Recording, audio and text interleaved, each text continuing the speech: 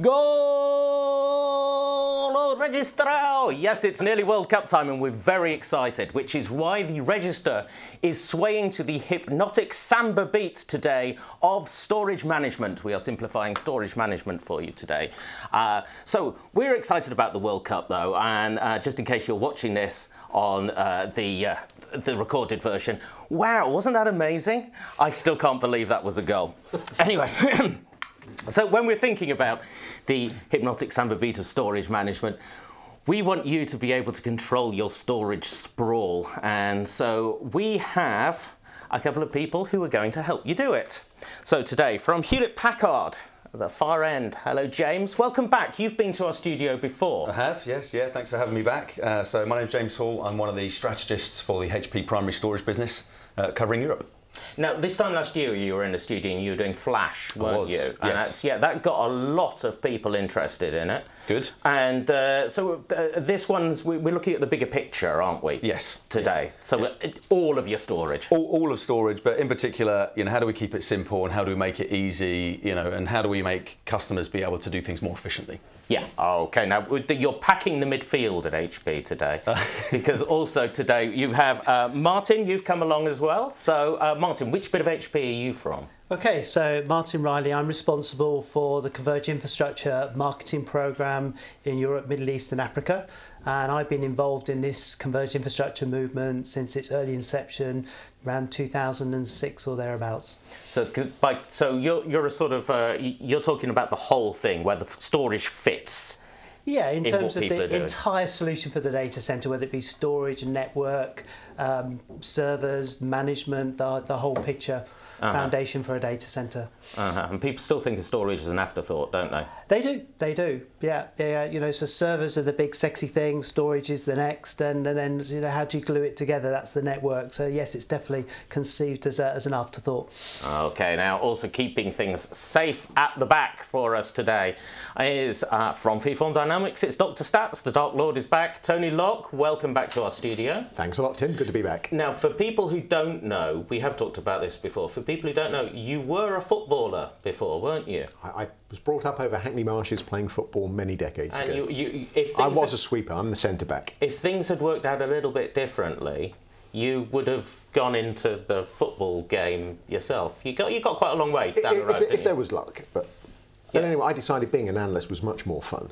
Well, who wouldn't? Much better paid, more glamorous lifestyle. It's a very glamorous lifestyle. Absolutely. So yeah, so you know, just for today, you're a pundit. Absolutely. You can live the life and be a pundit. Now, for the rest of you, we really need your help on this. Remember to ask questions for us. You ask the questions, they come onto my little tablet here, and I ask the guys. They give you a straight answer. So please do that, and don't complain afterwards that we didn't cover the things you're interested in, because if you didn't ask the question, you got no right to complain. Also, remember that you can download these slides, and you can watch this on demand later on. And also, I do have to mention to you, now we have our little pictures in the studio here, and you will notice today, amongst the celebrities that we have in the studio, we have a register staff member, if one of you would like to point him out later on, if you catch him on the Regcast. If you would like to send in your picture as well for future Regcasts, then we'll make you famous. We'll put it up. It's a really good one. We'll put a bigger one on the wall. Yeah, it's good. It's the next best thing to being here. But being here, let's work out what the problem is that we need to solve. So, Tony, what is the problem? The problem is that, as was said, storage has often been an afterthought. So there's a lot of it out there, usually in silos, but more particularly, very few people have got a really good idea on what they actually have. So how much storage do they have? What applications are running on it? How much of the data storage is actually being used for real work? How much is available for use? Is there unused storage out there that could be utilised somewhere else with some of the new techniques and technologies that have come along? But I mean, the problem is when you've got that, a lot of it's just so inaccessible that it's not really going to be much use for anyone else. They've been built in silos, they've been managed in silos, which is the really big challenge, the fact that you've got lots of different things, each of them often looked after and administered using completely different tools, which means that the only thing keeping things going really is the register audience out there, the guys and girls actually doing the work. So it's very labour intensive, hard to keep going, hard to make sure that it's resilient, secure, cost effective, and just grow with the demand being placed upon it. This must make your job quite hard and quite irritating sometimes. It keeps us busy. I think the biggest thing is you end up with those silos, but you also end up with different platforms from different vendors. So it's not only the sprawl and how you manage it, but there's different interfaces to manage all of it as well.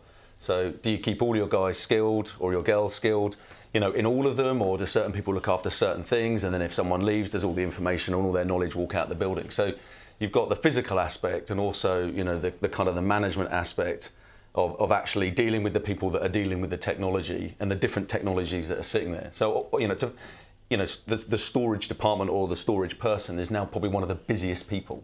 Just trying to keep the lights on is the most difficult thing.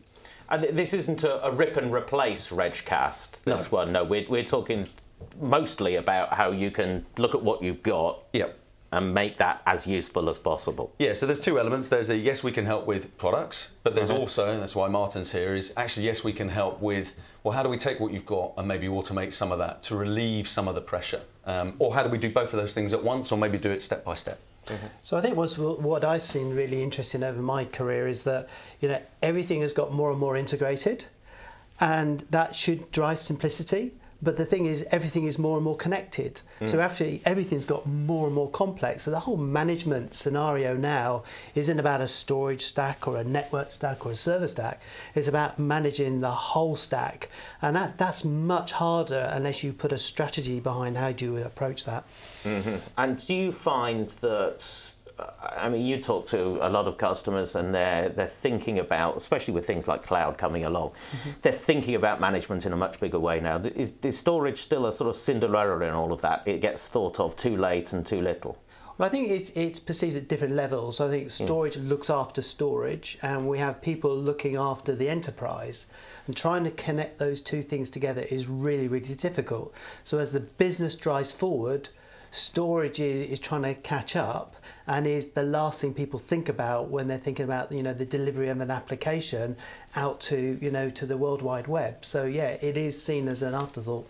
Now let's have a look at exactly what sort of things we're talking about here. There we go. These choices, solutions. We touched on this last year, James. But there is, when we talk about storage, we put a lot of things in one bucket now. Yes. Yeah. So I brought this slide back from the dead because it does highlight, kind of where most customers are at today. I spent some time with, a medium-sized insurance company over the last 3 months. And it's not that they want storage sprawl, but actually what tends to happen is you get an application requirement, and it drives the need for something different or something that the current platform doesn't do. So, of course, you go out, you look around, you put something in. Before you know it, you've got 3 or 4 different things, and then it starts to, to grow bigger and more complicated. And, there is a lot of choice, and there's a lot of ways to fix problems. Or there's a lot of ways to try and simplify. And this is the world that we're in today is, we end up with some tiered, some non-tiered, maybe some all flash.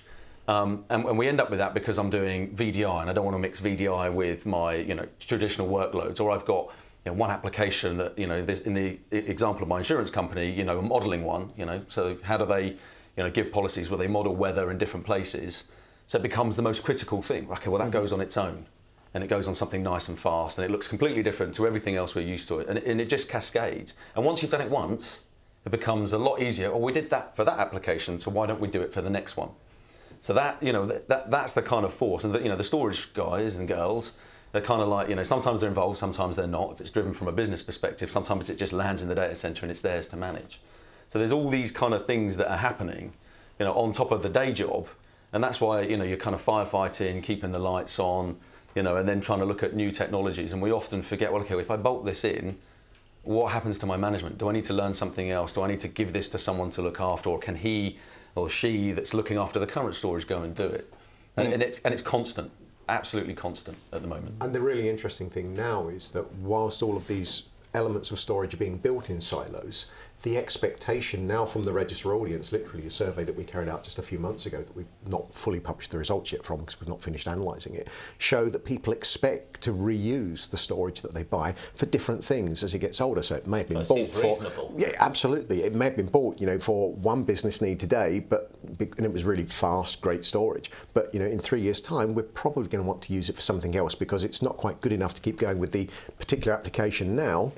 But we've still got good platform here we can use, and we expect to be using this more and more. So that idea of actually building something that you can reuse, remanage without breaking your back in terms of time and skill to actually make everything work in new scenarios as well as where you are now is something that's becoming much more visible and more widely visible to the business as well as to the IT guys. Is there a departmental or application budgeting thing, Tony, where the storage was bought by these people to do this, and so therefore those people to do that can't have it? That's been the problem in IT for a long time, not just in storage, but in the whole server application things, that there's a business need which drives the application, which drives the server, which drives the storage and everything sitting underneath it. The idea of moving towards a shared infrastructure where we can actually utilise these things as business needs change, and changing the way IT is paid for to actually fund that is something that many organisations have really got to get to grips with. You're nodding along to that, Martin. Yeah, because that's the fundamentals behind a converged infrastructure, because you don't get that agility of movement and reutilisation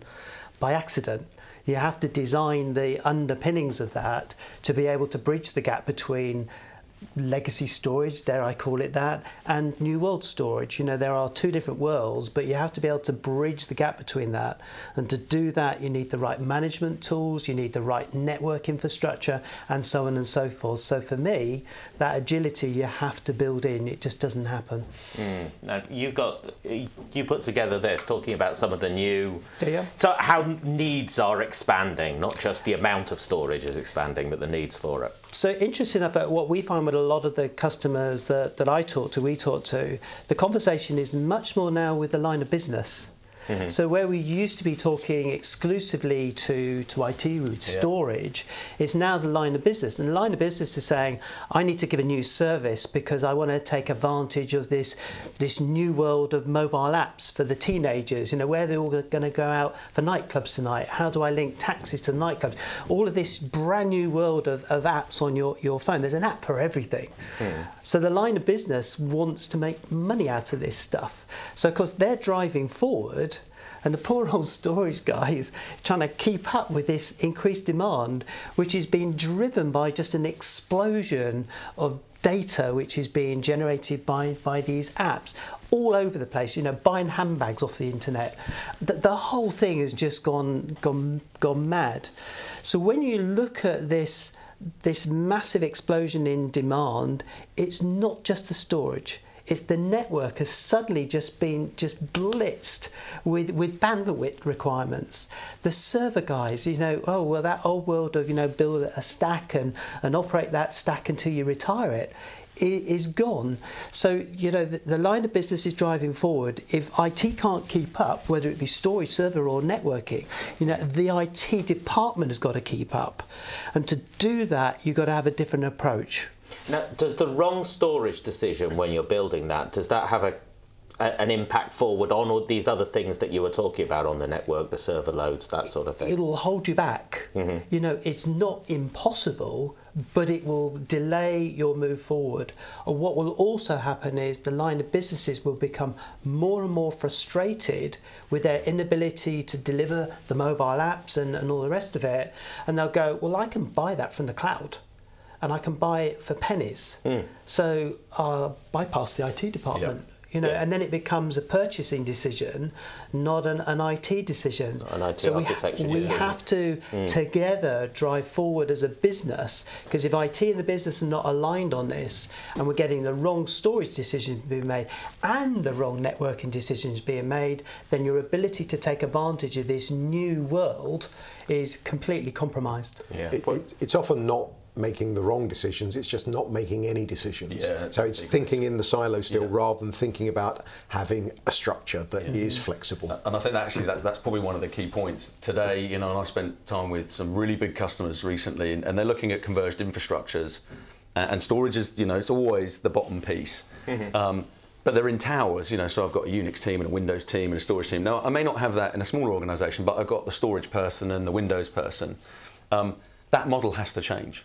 Mm-hmm. And if it doesn't change, then you don't make decisions, then you do get left behind. And really what this slide is talking around is you have to do this in order to be competitive. Yeah. Because I'm a terrible consumer. If I download an app on my phone and it doesn't work, I never use it again. Yeah. It's exactly the same. You know, if I work in HP and I use something and it doesn't work, I'll use that system again. But did you have to, as being one of the sort of like what Martin called the poor old storage boys, he looked at you when he said that. Yeah. When you go in and you see they've got the pictures on their whiteboard or their flip chart and everything like that, and you're putting a little box down here and you're thinking that's not going to work. Yeah. Do you say? Yeah, so what I wouldn't say it's not going to work, but what I try and talk to customers about is you need to think, it's the stovepipe thinking, right? Take away the blinkers and think, yes, I need it to do this now because that's my requirement now, but what might I need it to do? And in that sense, you need to look at a storage architecture and a management solution on top of that storage architecture, whether it's what makes the storage run or an overall management architecture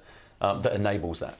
Okay. So it's a much broader set of thinking from someone that just thought about, well, what does the storage look like? You have to think wider. And I love the poor storage guy. You just think about the poor Unix guy, with storage attached to it. So you have to be inclusive of these things because these mission critical things are not going to go away. Mission critical storage is connected to that. Yeah. You have to be able to bring it all together. Push button automation. That is the nirvana. I can't feel sorry for all of you. I have only a limited amount of sympathy to give out.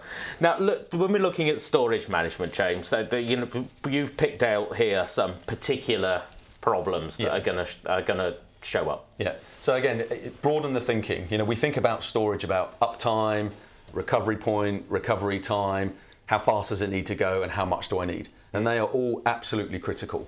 And we can't forget about those things because that's what we've built a business on, that's what people have built their businesses on. But we do have to start thinking about a few additional items. And the first one, which we were really commenting on there, is user experience. If you get the storage bit wrong, whether it's the wrong configuration, the wrong platform, or the management piece of it, or you have so much sprawl, it isn't agile enough, and you can't react to the business, it's an unhappy place to be. And it's becoming more and more common where I've seen where the business is like, I need to do this, well we can't because we haven't got this, so it's going to take us 3 weeks to deploy that. So that is one of the biggest things. User experience has become king. And we're in that world because the smartphone has turned us all into consumers. Whether we like it or not, we've all become consumers, and that's how our mind works now. So we think, well, I go into work and it should be exactly the same. So I'm not saying that the storage people have to think like consumers, but we have to start thinking about, okay, well, how do I architect something which could meet a consumer demand in terms of, I want it like this on Monday and I want it like that on Tuesday. So that's the first thing. And our service levels are still there, but they're changing. So I still have my traditional ones, but now I have service levels around, well, this information has to be delivered within a certain time period. And this brings us back, if we go a couple of slides back, why do I end up with tiered and my all flash or whatever it is? And that's because of these new service levels. It's not acceptable anymore to deliver a report overnight. I want to be able to press a button and get an instant or near instant idea of, how many orders have been placed or, how much something's worth or something like that. So again, that in itself drives the need for this. Okay, well, we can't do it with the current platform, so let's go and look at something else. And we go and look at something else. That means sprawl, could mean another management platform, and then it means complexity, and then we're back to where, the problem that we're trying to fix, which is, well, I want to get away from that. And the really important thing there is the expectation of the user. It's not so much that the service levels are changing, it's just that the user expects that the service levels should meet what they want. And the other thing is that it's not just about, getting information from mobile devices. It's also the fact that more and more of your business processes want to access information held in different places. So you've got to have that flexibility built in there because people expect to get it, now, not last week, because they ordered it 3 months ago, or in 2 weeks' time if they ask you for a report tomorrow. They want everything immediately. And you can't forget the commercial side of it as well. We talked about user experience, we've talked about, technology. When you look at the commercials, the line of businesses will be trying to deliver things at a price point to their clients, and they will not be able to take siloed approaches to the commercials. So, you've got to look at how do you meter usage, how do you share usage, And that comes from a shared platform. How do you drive down the cost of the fundamental platforms, shared components, shared design, and all of those things? So it's right in the DNA of how you put this stuff together. And the new battleground is the management side. So the silo, everybody, that's got to go. The battleground now is management. But we're still in the world that we used to be in when there was a problem with this. People used to just throw some more storage at it. Well, and that's why that middle point is on there. Yeah. You throw more tin at it. It could be network, could be server. In this case, typically storage. But as soon as you throw more storage in it, your inefficiencies, get worse. And you have more to manage. So it's like an evil circle. You kind of I've got a problem, throw tin at it. I throw tin at it, which means I'm probably less efficient than I was previously because I'm buying it probably for the wrong reason.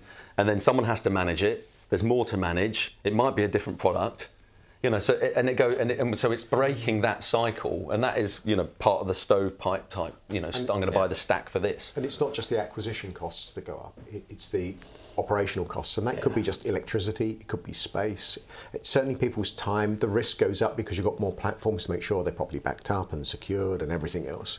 So you just don't have that ability to do as much with silos as you need to do now. Things are built with the idea in people's heads that they can integrate at will. Yeah, if you're stuck in a silo or you've made an inadvisable purchase you think you might have done, or you think you might be about to, actually, just let us know about that, because we will give you some direct advice on that. I mean, one of the problems is that each new type of storage has been rather over-marketed in the past, which some of the vendors do have to accept responsibility for. Yeah, and there's a lot of choice. There's more storage companies now than there has been in a long, long time. Yeah, and that is even, making it even more confusing for some people to make a strategic decision as opposed to a point solution decision. And that's really the key thinking, is think forward, don't think about the now. It's about the now, the tomorrow, and the next year that you need to start thinking about. You need to solve today's problem, but you've got to solve it in a way that lets you move forwards without having to do too much work, spend too much money, take too much time, which really ties in very neatly to this chart. Businesses want that responsiveness, and that the expectation is that they can get that now. They always want the performance to be the best that they can get. Everybody almost takes security for granted. Data protection is something that's often overlooked, and when you've got multiple silos running in separate places, you might have set something up and put in data protection for it, but you've tweaked something and changed it, and now suddenly when you're trying to restore, you find that you don't have it anymore. And that whole element leads to higher cost of management, more time, that the audience out there have to spend actually keeping this stuff running, and it makes it really difficult to ensure that you've got those 4 bullet points in the middle. This is very depressing. On the cost management side of things as well, are costs under control for this? Because budgets are still constrained, aren't they? Yeah, I think our costs. I think people are buying based on what they can afford, which is really what their budget is, and I think that doesn't always help, because sometimes it pins you to only being able to do a point solution rather than a strategic one. But then at that point, that's when you need to start looking at the products on the market and say, okay, well, yes, I'm buying this as a point solution, but over the long term, will it adapt? Will it grow? Will it scale? Will it give me what I need to underpin where I really want to get to, which is this kind of automated converged infrastructure world? Is it really like that? Is it like, I've got 20 grand. I've got no idea how much storage, because I'm like a politician and a pint of milk. I see. I've got 20 grand and I need this many sort of gigabytes, so therefore I'm going to get that, even if it's the wrong thing. So I think today most people are looking at buying storage for performance as opposed to capacity. So that's the most common thing. So it becomes that's my budget. How many IOPS? There is a real technical word, but how much performance can I get for that budget? And that sometimes forces you to look at, maybe a small startup company who are desperate to get footprint, and I see where you're going with that. Yeah, and then you've got to think, well, that's something completely new. Has it been tested? Does it do this? Does it work with all my other stuff? And then, you're opening a bigger can of worms, not just the management and the sprawl piece, but then I've got to plug it all in and make sure it works. Whereas, for us, we've done that piece for you. We make sure that it's tested with all this stuff. It's the age-old problem that, as you say, the only metric that people really appreciate is the cost of acquisition. They've got no idea what the operational consequences and costs will be from that. Tony, I need to ask you a question about these small storage companies. Are they going to be around? Are they around for the long term? And are we making a mistake by buying into their quite impressive technology? It's the same in IT as in any other part of business. Basically, you end up with small startups that grow, get a footprint, and then the usual consequences are that either they're acquired, by somebody like an HP or one of the other big vendors, or they actually get big enough in rare occasions to make a success of it themselves. Or they fail horribly. Some do, yeah, but the majority, if they've got something that really is different, they tend to get acquired. So you're not very exercised about that. You don't seem to be very worried about that. That's the way of life anyway. That's certainly the way of IT. IT's always been like this. There always will be startups. There always have been startups. Some will be really different and do something that everybody wants, and then they'll either be acquired or they'll grow and become a monster themselves. Become one of the big players themselves. Or some will fail. But that's again caveat emptor.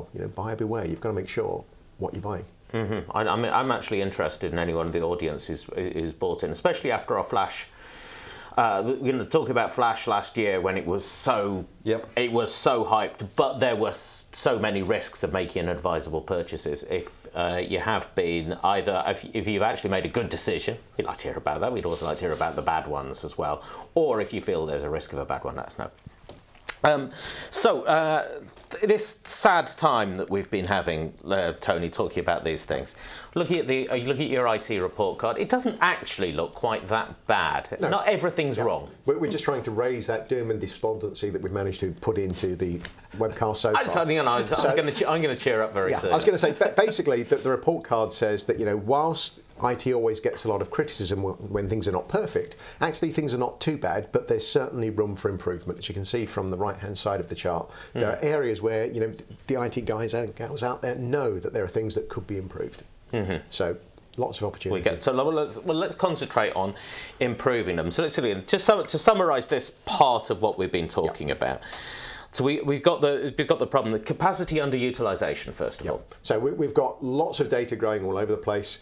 The storage that we've put in place to actually manage it isn't always used that effectively. I thought virtualisation has solved this whole thing. No, virtualisation solves problems on the server side so far. Storage virtualisation is still relatively new and not widely utilised. The other thing about utilisation is, quite often storage has been allocated to an application but not actually used. And when you go to measure, well, how much free disk capacity do we actually have available? It might say not very much. So you actually think you're running at 70, 80, 90% utilisation, but probably only 20% of it's really being used. The rest has just been allocated and it's sitting there waiting to be used. Is this true? Yes. Does this really happen? Yeah. Even today, I would say, with the last 4 or 5 customers that I've been heavily engaged with, and some of those are very big organisations and some of those, mid-tier and smaller ones, most of the time, and we've got some tools that can help us look at it, but typically we end up configuring systems that are 40% less in size, capacity-wise, than what they have asked us for. Oh, just by looking at, well, you've provisioned that much, but actually your applications have written this much. And so if we give you that much, you get your headroom for the next year or 12, whatever it might be, and all of a sudden we shrink that environment. And that today is very common. That's also related to the way that IT's funded for, to get back to things. Basically you've got your capital budget now, and that's got to last you for 3 years. The vulture's just knocking things over because it wants to get in the act. So you've basically got your money for today for 3 years' time. So therefore, you make sure that you're safe to grow into, even though there's a good chance you're never going to use it. So can you actually exploit that stuff? And Tim, you made a really good point about the server virtualization. That was the panacea for all ills.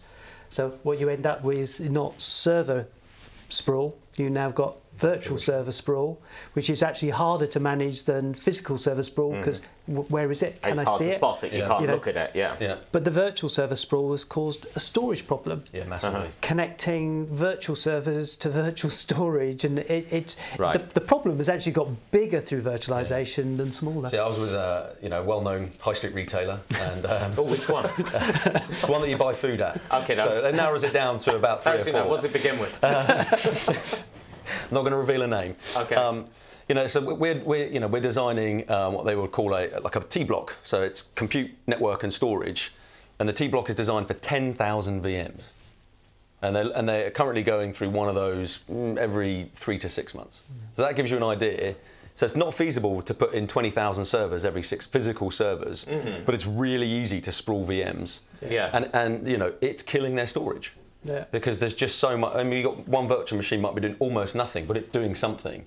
You know, so of course then it can right, put more storage in. Well, what do I need? Do I need IOPS capacity or bandwidth? Because if it's bandwidth, then I need another array. And then of course then your sprawl starts in a different way. So we fix the server bit by making them better utilised, but we just, you know, it cascades, and again it falls back to storage. Yeah. They're the people right at the back end that are being battered all of the time. Okay. So now we're going to solve this thing. We've got the arrow at the bottom going left and right. I don't understand how these diagrams work, but the arrow goes left and right. Talking about the high management overhead. We're going to solve that problem. We're going to talk about that problem today. And so but the basic problem you've got is that you're managing it all over the place. Yes. Yeah. You're managing this here and that there. And you're doing it with people. Yeah. And you're doing it with people, and we can't afford to throw more people at it because they've got better things to do. All right. Okie doke. So, where to start? Things that I usually end up saying somewhere in the webcast. So basically find out what you've got in the first place. So what's out there, how much of it's really being used, is there any way that you can reuse it for something else? Start doing some classification, you know, don't make it too complicated, keep it simple on the actual information that you're holding. You know, how important is it, who's using it, how does it need protection? So just the basics so that you can start to work out, have you got the actual data sitting on the most appropriate platform for it, if you put in some management tools that give you more flexibility, which is really what we're talking about. Is this a flip chart process, or is this a running tools process? It's a combination of the two. You need the running tools to actually do the discovery, to find out what's out there, and then you need to sit down and do some elementary thinking about it. Tell me how you do it, James. Well, so I think, and also, so it's not just an IT thing, right? You've got to get the business involved, and that's the hard part. Because if you ask the line of business, it's your data. You know, how long do you want to keep it for? I don't know, you tell me. You tell me. You take care of it. No, mine's the most important, and we've got to keep it forever. Or forever. Yeah. So you've got to join the two. You've got to at least have, ideally, everyone in the room, but at least have the same conversation with both. But it is, you know, it is a kind of a flip chart. First of all, understand what you've got. How many well, not necessarily how many platforms, but roughly what type of, there's, you know, business critical data. There's probably stuff that runs, you know, back office, and then there's stuff, right? Even if you categorise it really simply, it's a starting point. How low down do you go in that sort of thing? With me, it can be very low down. You know, no, but I mean, you know, just, you know, how granular do you get on that? So I mean, I've done some work with HPES, so they have an outsourced contract with someone that makes very big engines for planes. Yeah. And you know, so all they wanted to understand is where's the intellectual property. So I've got tons and tons of data, but I want to know what has intellectual property in it. So for them, you know, we can use something like autonomy to go and find that information. Turns out it's 25 terabytes. Okay. Grand scheme of thing these days, not a lot. Right, so we know about that. It's critical. We don't want that getting out. We know we need to protect it, store it. One bit of the puzzle. And then, you know, of course, autonomy says, well, we've got all of this other stuff that's kind of related. So there are, you know, you could go big bang and use some very clever tools to do it, or you can bite off a little bit, which then gives you an understanding of what you're looking for and how to look for it, and then you can start doing it a little bit more manually. It's a tough task though, right? That's the really important thing, you know, work out where to start. Yeah. Don't try and boil the ocean and do everything at once, you know, keep it simple to begin with. It's the KISS principle. Okay. I would have thought that the only way to do would be to have a look at the whole thing.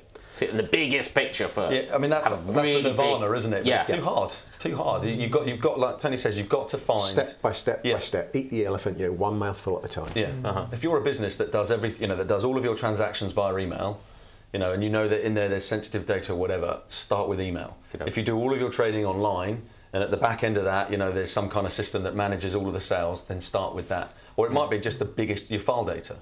You know, it's the biggest chunk, right? It's 80% of my data, you know, because it's very easy to look at that and say, well, show me all the files that haven't been accessed for a year. Show me all the files that were accessed in the last 4 weeks, and show me anything that hasn't been accessed for the last 2 years. There's 3 categories: primary storage, secondary storage, or maybe archive. Archiving is certainly something whose time has come from both a cost and performance and flexibility perspective. Right, as part of prioritisation is basically knowing which stuff to get rid of. Yeah. And again, making sure that the users understand that it's not being got rid of, it's just being put onto a less responsive platform. Martin, I imagine you have to give some bad news to the business sometimes and to say to them, you can't have priority for everything. Yeah, absolutely. You know, it's all about, so what's your cost profile? You know, how much are you willing to charge for this service will determine how much they can have in terms of, you know, what they have to deliver the service. So there is definitely a commercial reality between what the line of business is trying to deliver and what the IT can provide. Now, clearly, you know, if we go back to previous discussion, the person that can deliver the most efficient, optimized, automated, underlying infrastructure for storage and the rest of it together is going to be the winner in terms of what the cost of the line of business is going to charge out to their users. You know, it's not rocket science. And I think the other thing, you know, we talked a lot again about technology there. When we look at this, so what do you do next? You know, one of the things you strongly have to integrate into that conversation is the business integration. You know, so if you are in cloud and you're service providing or you're delivering internet services, part of that is, so what's your procurement process? What's your, you know, your credit card handoff process and all of those things. So it's not just about technology. You have to bite off bite-sized things, but purchasing process, has to change, how you integrate that into the business is as important as the technology itself, because if you make the wrong decision here, is going to affect another decision. So they're all interrelated, these decisions. Can I put a couple of questions to you? Two really important questions. First one is, Robin says, how do you help dumb users to find their data files without using autonomy? I mean, it's true. It's not always particularly obvious where all your data is getting used up. I went to see a big news organisation, so bigger in the US than they are in here, and he said, I want to talk about autonomy. So the autonomy guy was in the room, and you know, he just, all I want to do is search an index. I was like, okay, well, why? So because I can never find anything. So, and it was personal for him. So very big problem. It is a big problem. You know, you have to have something that goes and looks and at least does some indexing. It doesn't have to be autonomy, right? You know that, and actually autonomy can be broken down into lots of little pieces. You don't have to do the big thing. You can just, I just want that element. That gives you insight. So you know, you could do a context search for something, it delivers it back. That's a very easy step often, and you know, in some instances it can be done as a service just so you get an understanding of what's there.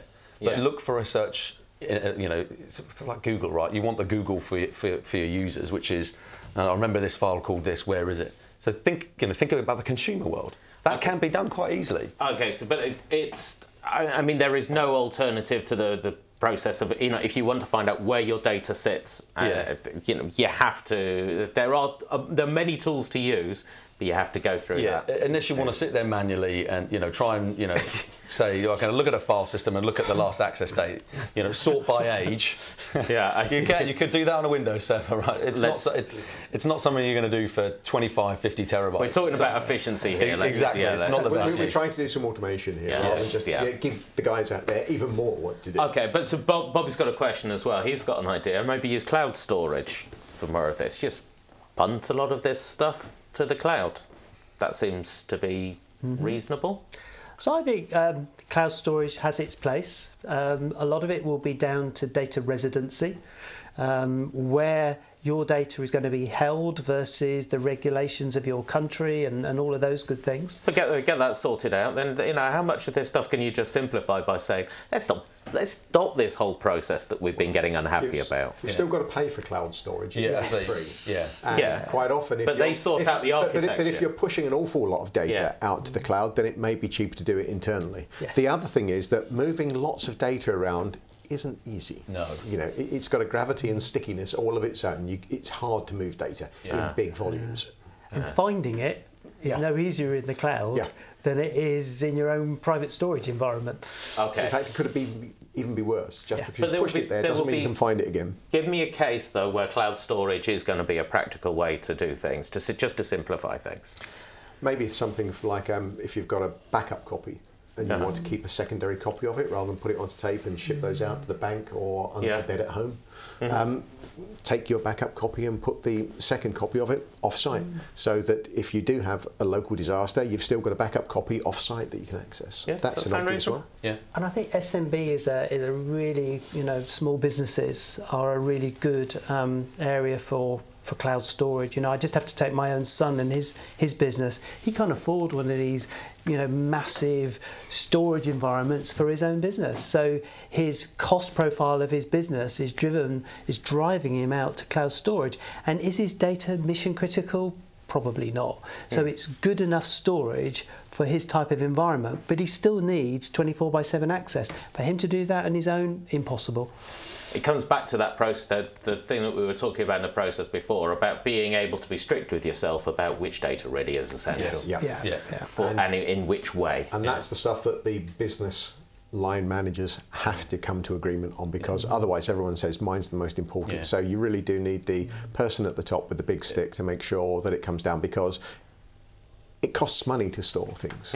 It's not free, so how are you going to fund this? You're going to start doing chargeback or blame back, so that at least people begin to take responsibility for the data, because data ownership is a key element in here that basically no one wants data ownership because it's too difficult to do. So they push it on to IT to do on their behalf without really giving IT the understanding and knowledge to manage things well, or indeed the authority to manage things well. Finish us off with your cogs, Tony, because then we can spend 20 minutes talking about specifically the sort of way this is really just summarising the things we've been talking about. So start off from where you are now and understand what your requirements are going to be, try to do some of that planning that we talked about, and just get ready to change and try to put in an infrastructure on which you can grow. So you don't rip and replace everything, start from where you are, put in something that you can grow with and gives you the potential to automate things going forward, because with data volumes continuing to grow, despite economic conditions, they're still growing all over the place, from internal applications as well as the mobile side of things. Just put in something that you can manage and live with, so make it automatable. Good. Now, let's get on. Don't build more silos. Don't build more silos. I'm getting that. But we have, what do you build then in that case? And what you say, James, is an autonomic. I realised halfway through I was going to pronounce that incorrectly, and I couldn't stop myself. No, that's fine. That's fine. So actually, it's quite a busy slide. Yes. So what are we really saying? So you've got to choose a storage architecture that's designed for the today, at a bare minimum, that is going to see you through the tomorrow, or at least help you transition if the tomorrow looks slightly differently. And if we think about on the left-hand side of the slide that we can see, the traditional monolithic type platforms, the big scary beasts that come with hundreds of professional services guys, they are just not cut out for today's rapid change in the data center. They're just not. They're too cumbersome. They take too much time and resource, and they're not quick enough to change. And then if you go to the traditional modular type architecture, it's more what we want because it's a bit more flexible, it doesn't cost so much, and I can teach most people how to use it. The problem is those architectures, they're not fast enough. They lack the performance that we need for today's world. So, we need to choose an architecture, and this is really where... So if you get the best of both, then you solve the problem. Exactly, and so that's really what HP are trying to deliver. So if we look at, where we focus a lot of our efforts and what the customers are buying, if we look at the store-serve technology, whether it's the big one or the medium-sized one, it is a platform, so you can have one, it's got a very modular approach. So today, if I'm doing the point solution but thinking strategically, I can put in a very small system that satisfies that need. As those requirements change, and it might be that I need more availability, so I add controller nodes to the system to give me, more nines, for want of a better term, or I need more capacity or more IOPS, I can scale that seamlessly. But the critical thing here is this is an all shared architecture. So I don't have to think about how I configure it, because the system does that for me.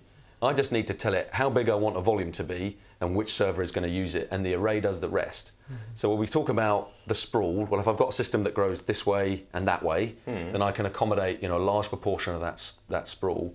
But if I've got a system that basically does the layout for me, so I don't have to start with a spreadsheet and do all of that complicated stuff, it means I can put it in, I can deploy it really quickly, I can start configuring it really quickly, and everyone can start using it and consuming it very quickly. And if I want to change it, by adding something physical or changing the layout, I can do all of that online at the touch of a button. So to get this, the management, you tell it exactly what you've got once you find that out. So when you turn it on, it knows what it's got in the system. It knows what you got. Yeah. You tell it what you need. Yeah. It will go away and do that. In what terms? So in terms of, well, I need a volume or 10 volumes this size, to be efficient. So thinly provisioned, that I want space reclamation switched on. And I want it to belong to that group of servers, and I want to replicate it over here, or I want to take snapshots. How do you specify performance? So today, on the system, the array will do that for you. So we use autonomic tiering. Again, you don't want some guy thinking, right, is that in the right place? Should I move it? Should I tweak it? The array should be able to do that. So we let it tier itself. And we do that based on, well, how busy is that data? If it's cold, I move it down. The array moves it down. If it's relatively hot, I leave it where it is. If it's really burning hot, I might put it on an SSD tier. So the array will do that piece for you. It will tell you when it's filling up, and it will tell you when it's running out of performance.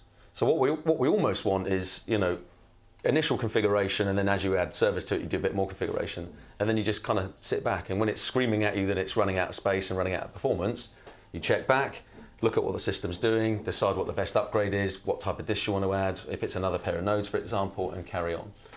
And instead of having to do everything manually and relying on the notional Excel spreadsheet to work out how everything's connected together, and we all know how reliable we are at keeping spreadsheets up to date.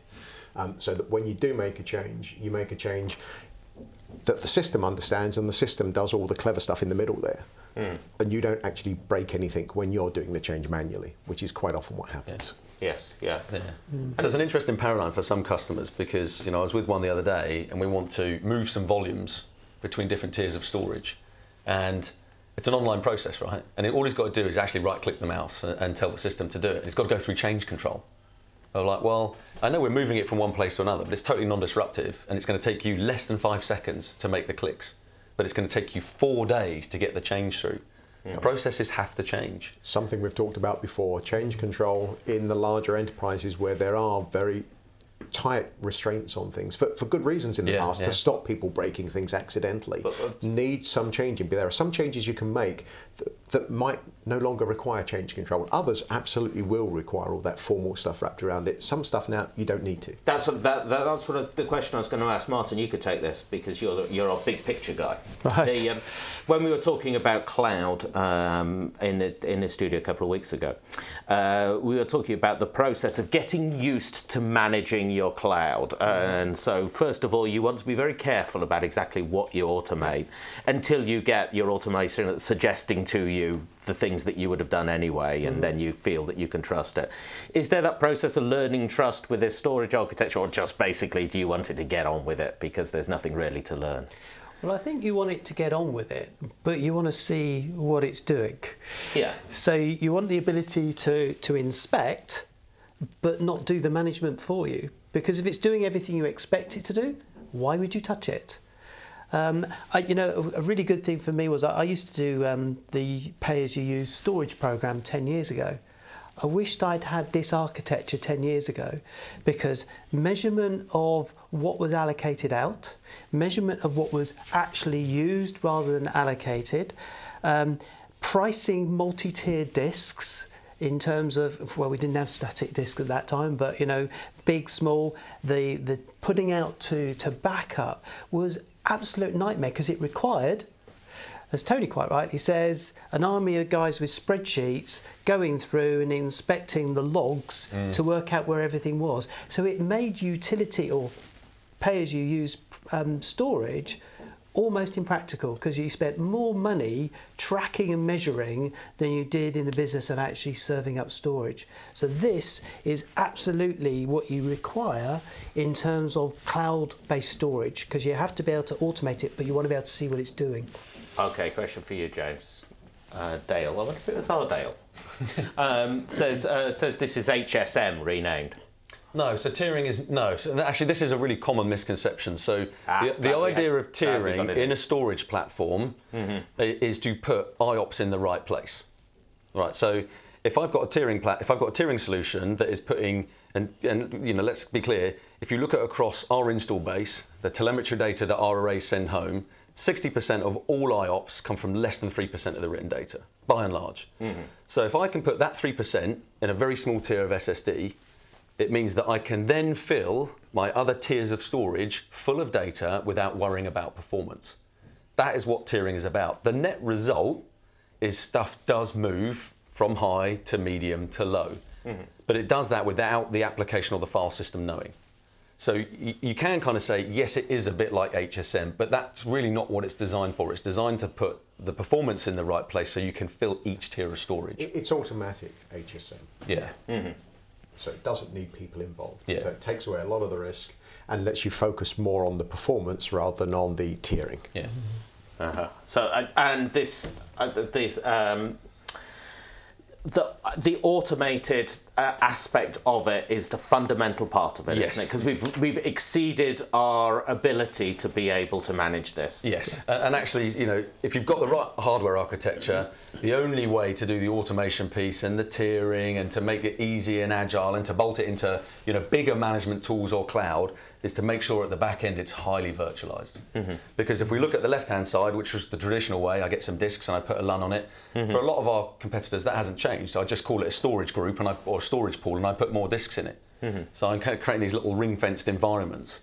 So in our world, none of that exists. I just have, you know, an SSD and a SAS or a nearline, or maybe just 2 pools of storage, and then I tell the system what I want, and it provisions it using all of the resources in that tier of storage. Right. No thinking, no spreadsheets, and when you're automating, be it, you know, a homegrown automation tool or OpenStack or something that we've created, that tool isn't clever enough to go, oh, how do I go and find all this information and where do I put it? It just wants to put it. And that's what this architecture, and that's why it's so big, you know, for cloud and service providers, but also for users now internally that just want to simplify their lives. Okay, let's do this now. When you're looking at that, and you've got this system set up, you're making the demands of it, and you tell it what it wants. Is it also going to be able to suggest to you, you need more of this? So we are not quite at that point yet. Yeah. So we are at a point now where you can, you know, run a very simple command on the array, and it says, well, I'm using 65% of what I'm capable of from a performance perspective. Capacity is easy, right? Everyone, you know, we can all do that. And then you can say, well, if I add this workload, what does the 65% look like? Does it look like 70? So we're getting much, much closer, and that's really helped a lot of users. You know, the key thing for this slide really is this: if we go all the way back, you know, if you can choose a single architecture that's designed for the new world we're in and heading into, choose one that also lets you do lots of different things. So is it tiered, or is it just hard drives, or is it all flash, or is it hard drives with some flash cache? We don't have different products for that. We have the same architecture. So I may end up with my tiered array and my all-flash array, because this is doing VDI or my most important application. Same operating system, same functionality, same features. I can move data between the two manually without any downtime, and all my business processes remain the same. Whereas for some of our competition, you want the flash one? Oh, that's totally different to this one. Different architecture, different operating system, storage sprawl, complexity. So what we're saying to customers is, you know, we have the right architecture in the single OS that addresses pretty much everything that you need. Yes, you may end up with more than one of them, but they all have the same operating system, which means the same person can manage all of it. And that is critical, absolutely critical at this moment in time. Tony, is that fair? James is dissing the opposition there, and they're not here to defend themselves, so you have to be referee. Some vendors are more integrated than others, so yeah, there's an array of different, to use the word array again, there's an array of different options. So some are very integrated, have single tools, others are very siloed.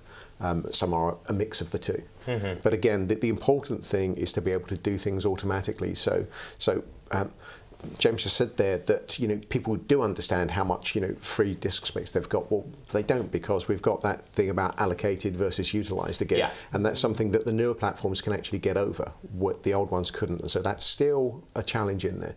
And the monitoring that we've got wrapped around, you know, previous generations of storage has been nothing like as sophisticated as it needs to be to let us run things flexibly and in response to the demands that are being placed upon them today. So Martin, when you talk to your customers, do they know, do they understand the breadth of the different sorts of performance that are expected for these different use cases that we're pointing out here? Yeah, absolutely. Yeah. Absolutely. So that's not the problem. No. It's getting to it. Yeah, so we were talking there about the management tools, and I keep coming back to this point. Management is the battleground. And I would argue it's management of the data center, whether it be small, big or large, and the enterprise. So when you go bigger picture, what you really find, the enemy of the world is complexity. Yeah. So if I've got to deal with 5 different management tools from 5 different storage arrays, I'm being extreme here, and 3 different management tools for the network, and another set of management tools, whether it be Unix or Windows or Linux or, you know, you name your favorite OS. When you multiply that by the silos that we have, it becomes impossible. So the customers that we talk to understand the complexities of particular areas. They understand the performance issues and all that, the actual areas of specificity they understand. The big area they're trying to crack is that big thing in terms of I just cannot deliver to the world business services out of a data center with all these different management tools. One thing I would say is that where there are storage specialists, people understand what all the options are. Yeah. When you move down into the mid-market where there are IT generalists, that level of understanding on what solution fits which workload type is much less clear, because people haven't got the time to find it out. That's not their core area of specialisation. That's where the complexity can easily outrun the amount of time that you have to deal with it. Yes. Yeah. Martin, you're also a big picture man, so how we've got to fit this into what HP's doing. We were talking about Helion a couple of weeks ago in the studio. Where does this come into this then? Right, so HP Helion is our cloud portfolio, whether it be public, private, or bridging to traditional IT or hybrid cloud. So HP Helion is a whole mixture of public storage, more or less everything storage. You do then, isn't it? In terms of they delivered over the internet as a provisioning, pay as you use type offering. Now, so you've got HP Helion, you've got that. That's all built around open standards. OpenStack is, we've re-architected around OpenStack. Then we've got things like OneView, which is an architectural layer management view. So when you look at that management layer, all right, so HP Helion and the OneView, this is our management approach to open standards, basically. But it's much, much bigger than that, because if you look at the left-hand blocks, standardization of the storage platforms, the storage management tools, the servers, the network. Standardization gets you a long way along the road in terms of efficiencies. But if you just look at the roadmap to efficiency, consolidation into a data center gives you, single-digit optimization. You go to virtualization, you're into the 10-14%. If you start to automate and your provisioning model, you're up into the 56% cost savings in terms of delivery models. And to get to the ultimates, you have to start looking at software-defined, so the big trend at the moment is software-defined data centers, defining the storage tiering by software, defining the architecture by software, the servers delivering, being reconfigured by software at the firmware level. Software-defined is across the data center. So if you truly want to automate your enterprise, you got to do that big picture, but you can only do big picture if you're building that on platforms of standardization, of management, and so on and so forth. So that's the holy grail. That's what our strategy is all about, is how do you drive out complexity, bring in simplicity, because through that you get fantastic cost savings. Some of them are just mind-numbing, how much people must be spending today on managing their data centers. The cost savings are enormous, but ultimately there is a lack of IT staff in the world. They're all getting to my age and beginning to retire, and the youngsters have got a different, but there's not enough people to manage all this stuff. So you have to go this route. So to stay as you are today is not an option. It's not an option. You have to move forward, and this whole automation, the management tools and all of the infrastructure and standardization is the platform to do all of that. Martin's phrase that management is the new battleground. Management is the battleground, but I'd argue it's not a new battleground. It always has been the battleground. The difference is that today there aren't enough people to actually do management in any other way than using good tools and using as much automation as possible. When we've asked the register audience in years past how much they trusted automation, it was always, well, still waiting for it to prove itself. Absolutely, not very now, much, though, we've moved on a long way from that. The people out there watching us now, they know that they can't do everything that they need to do without automation, because there's just too much to do otherwise. So that acceptance of management automation has come along. There's still areas where you want to check it first, but basically that we know that we can't do everything manually anymore. Frankly, a lot of the stuff that we were doing manually, we never really wanted to do anyway. But we've got too much to do now. But management has always been the focus. The point is now that we just cannot do it all using manual skills alone. Okay, so we've got about a couple of minutes to go now. So for each of you, if someone wants to start along this road today, what's the first thing to do?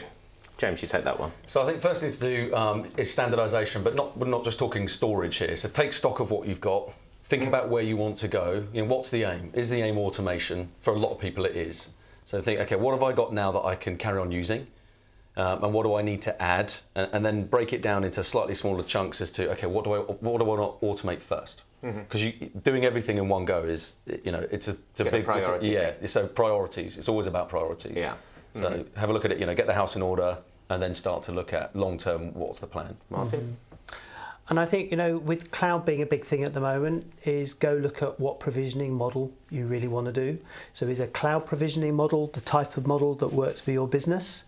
Or is it a software-defined provisioning model? You know, they are two different things, but they achieve the same aim. Both are automated.